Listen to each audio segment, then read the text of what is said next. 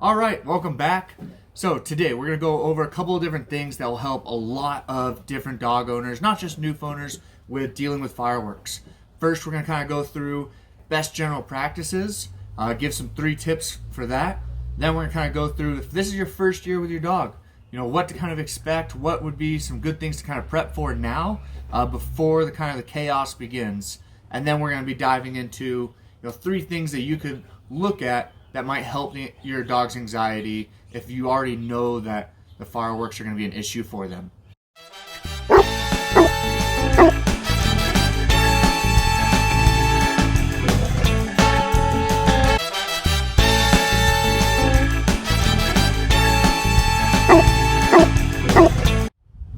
So before we begin today, I just want to first say thank you for watching, and it really goes a long way for you to give us that thumbs up. And if you haven't already, click that subscribe button. We really appreciate that.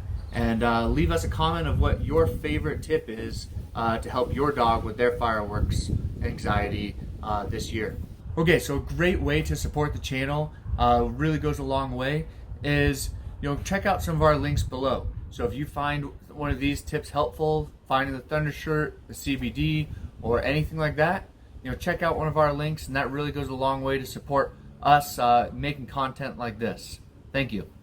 All right, so some good first general practices, right, is going to be number 1, making sure everything's positive. So when you're starting to think, okay, does my dog have anxiety or do I not know?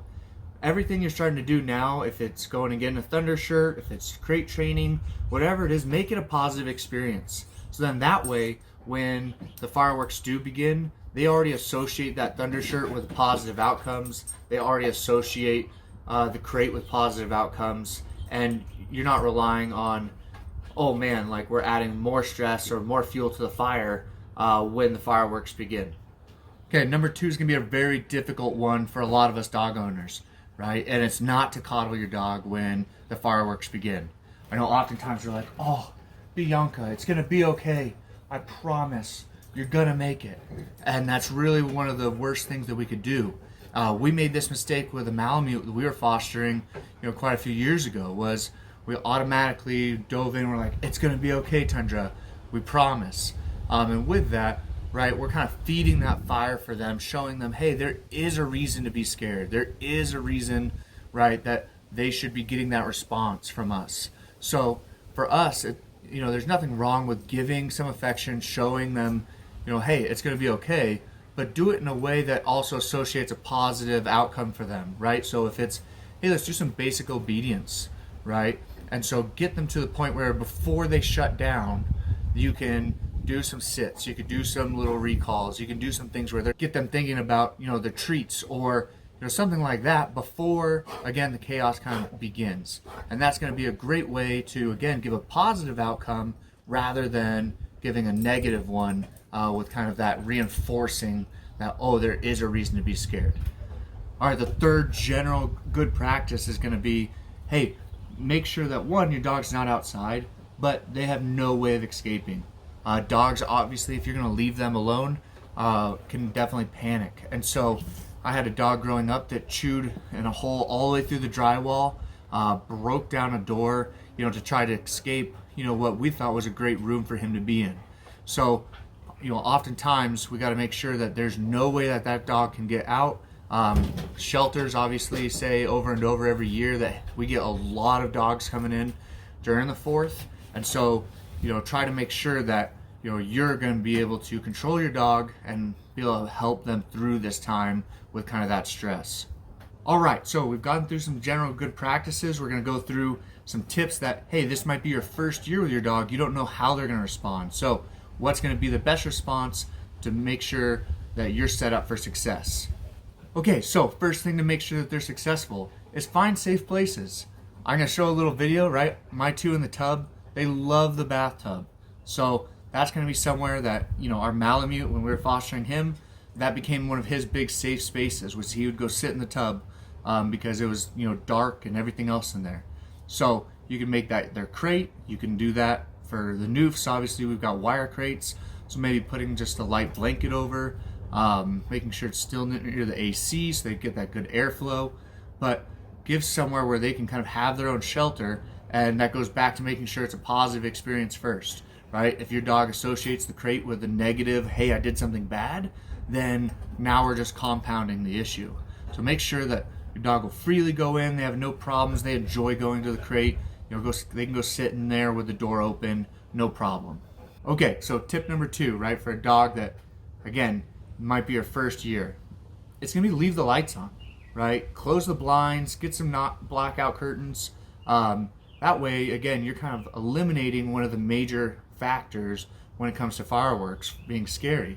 It's gonna be, there's no more of that flashing, right? If you have all the lights on, they're not gonna be able to see the glows coming through the window.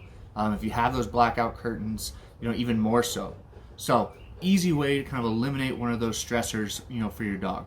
Okay, another great tip is gonna be, you can have TV on, adding some white noise, right? So if that's having a fan in the room, if that's, again, leaving the TV on at, just I would say slightly above average level, but again, making sure that your dog's used to having the fan in the room, right, going and being a positive experience.